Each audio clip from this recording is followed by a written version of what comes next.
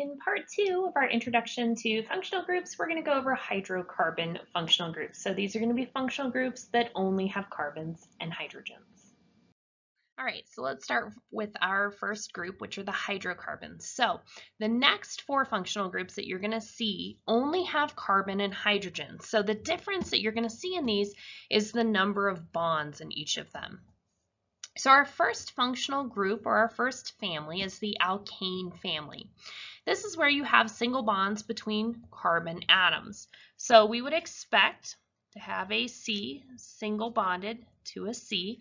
And as you know, carbon can make 4 bonds, so this will be bonded either to other carbons or to something else.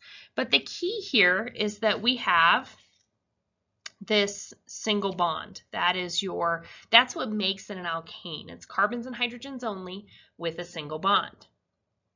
Alkenes are going to be double bonds between carbon atoms. So in this case, we will have a carbon double bonded to another carbon. Of course, we'll have to have other bonds. These would have hydrogens on them. Notice the difference in the names. So alkanes, A-N-E-S, are going to be single bonds, and alkenes, E-N-E-S, are going to be double bonds between carbon atoms. Again, the only thing present in these, no matter how long your chain of carbons, is going to be carbons and hydrogens.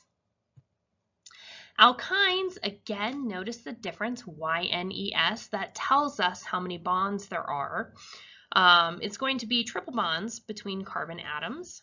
So in this situation, you would have carbon triple bonded to another carbon, which means we only have space for one more bond because carbon can only have 4 bonds to make a full octet. So if we were to draw in our hydrogens, this would look something like that. Now, if I were taking a test and all I had were hydrocarbons, so just chains of carbon, and I needed to classify them by their family or their functional group, I would be looking to see, does this have a single bond? If so, it's an alkane. Does it have a triple bond? If so, it's an alkyne. That is how we would classify those. Our last group of hydrocarbons are aromatics. Aromatics contain a benzene ring. So we will get into more of this later. Follow me for a moment, but benzene rings are going to be cyclic, and they have double bonds within them. So for now, just recognize this structure. It has 6 sides to it. It has double bonds in it. Each of these corners represents a carbon, so you could think of this as being